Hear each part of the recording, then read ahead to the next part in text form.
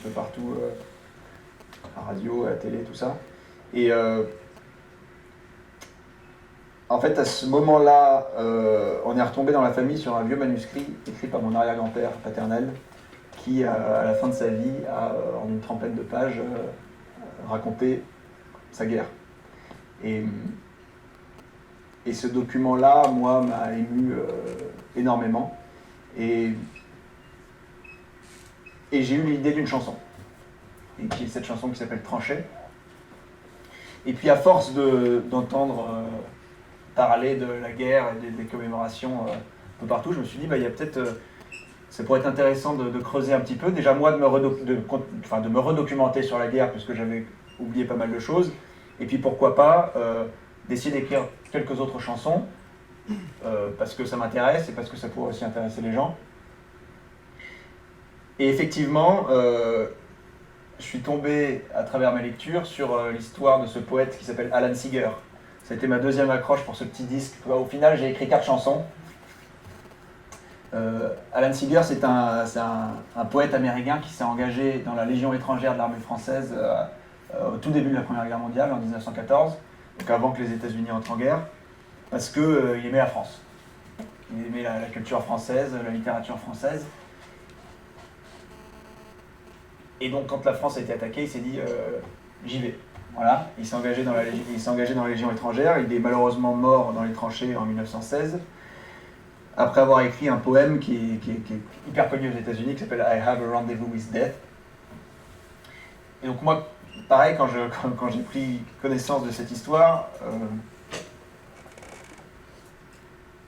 petite parenthèse aussi, ce mec-là qui s'appelle Alan Seeger, c'est l'oncle d'un folkeux américain qui s'appelle Pete Seeger, dont vous avez peut-être entendu parler, qui est un des mentors de Bob Dylan. On fait le tour.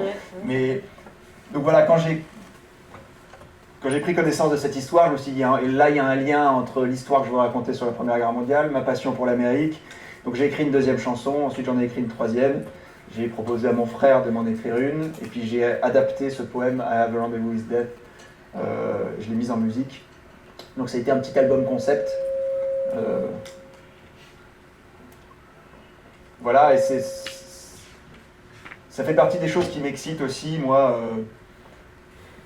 de ressentir cette liberté de pouvoir faire des albums un peu classiques avec des chansons sur différents thèmes.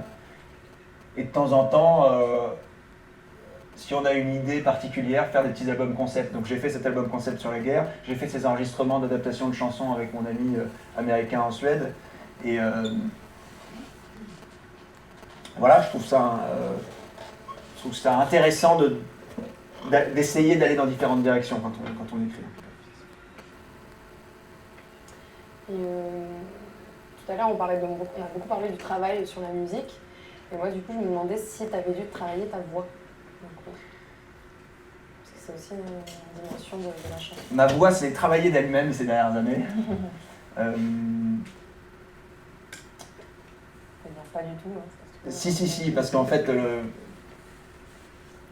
il y a deux choses. D'abord, j'ai évolué. Mes premières chansons que je chantais en français, comme je disais, j'écoutais Aurel, Barbara Reggiani, je roulais mes airs comme un saligo, et c'était complètement naturel pour moi, mais je chantais en roulant mes airs. Puis un jour, il y a des gens qui m'ont dit, dis donc, tu roules tes airs, ça se fait plus depuis 40 ans. Du coup, je n'arrive pas à entendre ce que tu me racontes dans ta chanson, parce que j'entends que tes airs qui sont roulés. Moi, j'étais hyper emmerdé, j'étais très vexé et emmerdé, parce que pour moi, c'était naturel, c'est comme ça que je chantais. Donc d'abord, j'ai un peu lissé ça. Au début, j'ai dit non, je sais ce que je fais.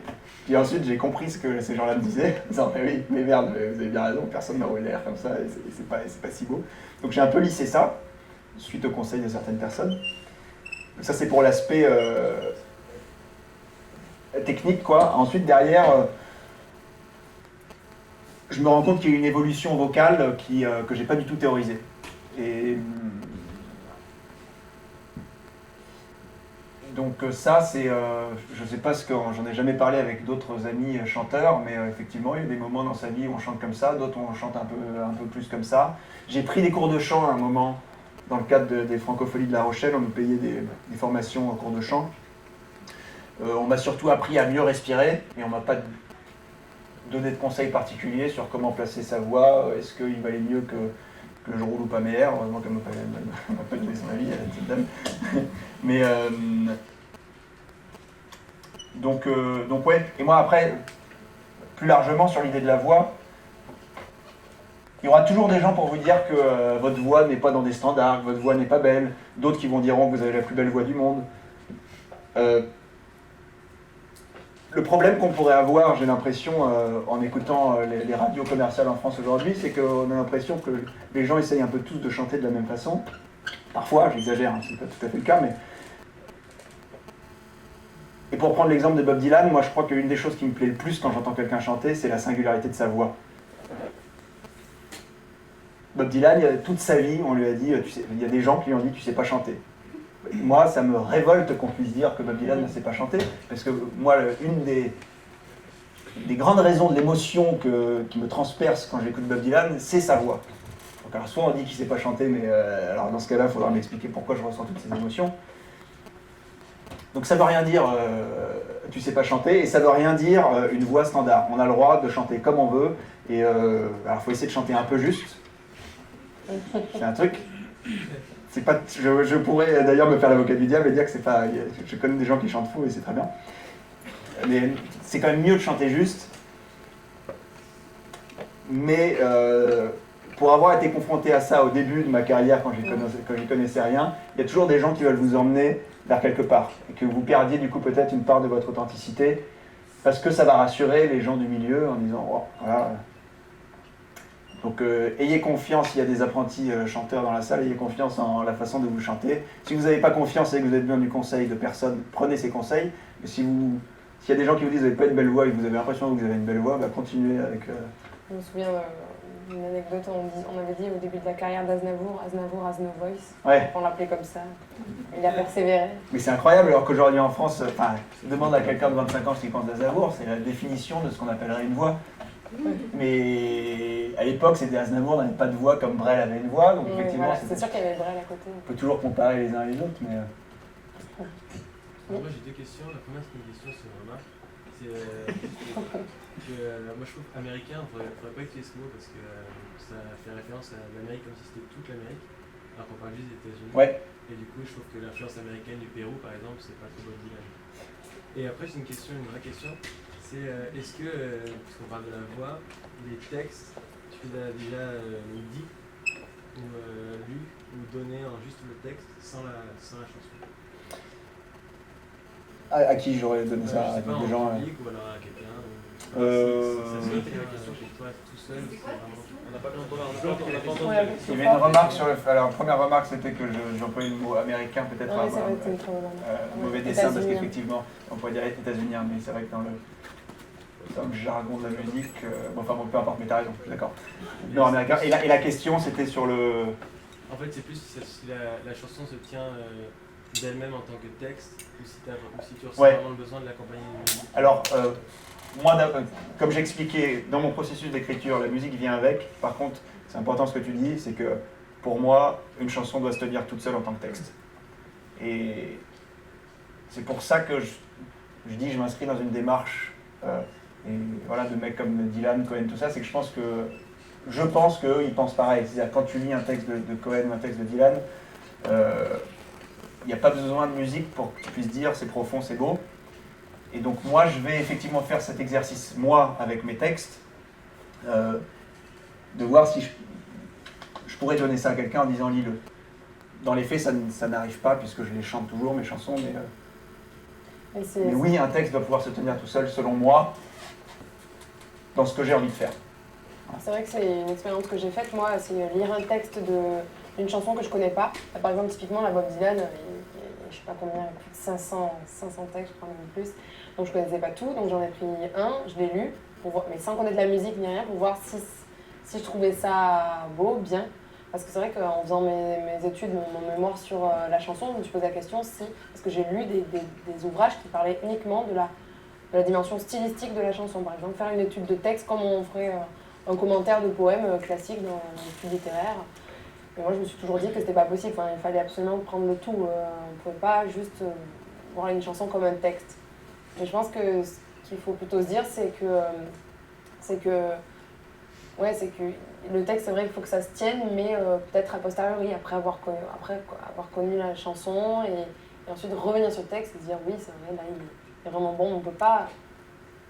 Je sais pas si on peut vraiment considérer la chanson comme tout... il faut vraiment la musique, quoi. Il y a pas de... Bah, c'est-à-dire qu'on pourrait, j'en ai pas en tête, mais on pourrait trouver des exemples de textes superbes sur des mélodies ratées qui feraient pas une bonne chanson. J'ai pas forcément de trucs en tête, mais pour moi, en tout cas, les deux vont ensemble, et j'ai pas envie de décorréler les deux. Mais une bonne chanson passe par un bon texte, en tout cas, ça c'est sûr.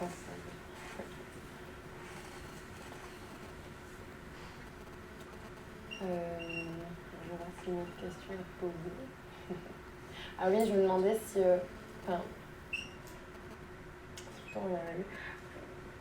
Est-ce que cette envie d'écrire, donc tu as eu assez jeune, tu parlais de 16-17 ans, et après pour les chansons, peut-être, je sais pas quand. C'est venu à 19-20 ans en anglais, puis ça c'est... Relativement jeune en tout cas. Ouais. Et est-ce que tu saurais dire pourquoi avoir ce besoin d'écrire? Écrire pourquoi?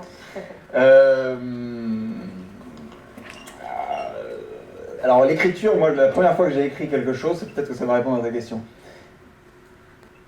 J'en ai un souvenir assez précis, c'est que j'avais 16 ans et c'est un texte que j'ai écrit dans un cahier. Tu l'as là? Un cahier secret. Ouais, oui, je l'ai là, je voulais l'amener. Non, je ne l'ai jamais relu et je pense que c'est très mauvais. J'étais très triste et j'avais une histoire amoureuse qui a raté. Et j'ai écrit une lettre dans un cahier à cette fille-là. Une lettre que je savais être destinée à ne jamais être envoyée. C'est la première fois de ma vie que je ressentais le besoin d'écrire quelque chose. Autrement que les essais qu'on me demandait de faire à l'école. Et donc ça a commencé là, j'ai trouvé ça chouette comme exercice et surtout ça faisait du bien. Et je pense que ce jour-là, j'ai compris que l'écriture pouvait être un moyen de libérer certaines émotions négatives qu'on pouvait avoir. Et ça a été souvent, oui, effectivement, je ne sais pas si je dirais une aide, mais c'est un exutoire d'écrire. Voilà, donc, en tout cas, c'est comme ça que ça a commencé, voilà, avec une histoire un peu tristounette. C'est pas dramatique du tout, hein, mais j'ai eu envie d'écrire un truc, quoi, ma chère machin. Un exutoire, oui. Et justement, sur ce thème, j'avais bien envie qu'on écoute une chanson francophone, pour le coup, qui s'appelle « Écrire pour ne pas mourir ». Parce que quand je me suis posé la question « Pourquoi écrire ?», tout de suite pensé à cette chanson, qui est de Anne Sylvestre.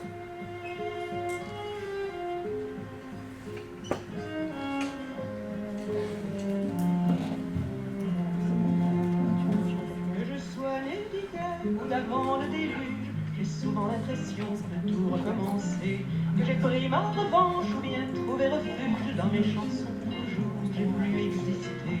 Que vous sachiez de moi ce que j'en veux bien dire, que vous soyez fidèle ou bien simple passant, et que nous en soyons juste au premier sourire. Sachez ce qui pour moi est le plus important, oui le plus important.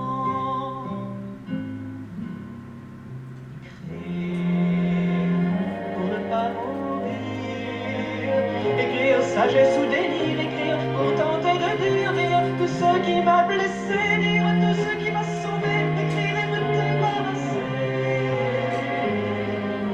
Écrire pour ne pas sombrer, écrire au lieu de tournoyer, écrire et ne jamais pleurer, rien que des larmes de stylo qui viennent se changer en mots pour me tenir le cœur chaud.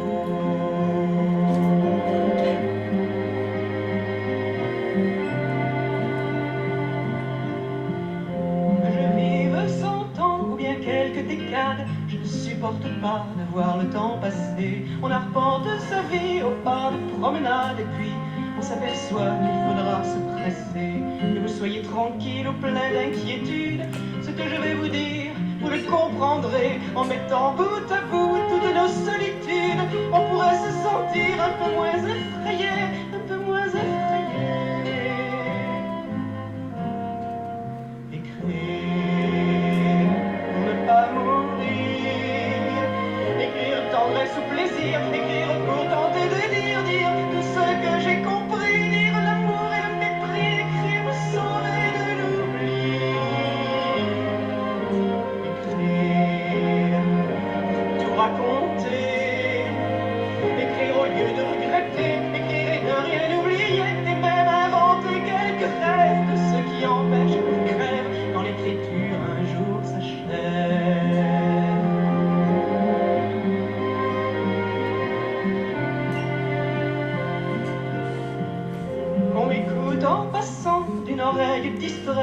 qu'on ait l'impression de trop me ressembler. Je voudrais que ces mots qui me sont une fête, on ne se dépêche pas d'aller les oublier. Que vous soyez critique ou plein de bienveillance, je ne recherche pas toujours ce qui vous plaît. Quand je soigne mes mots, c'est à moi que je pense.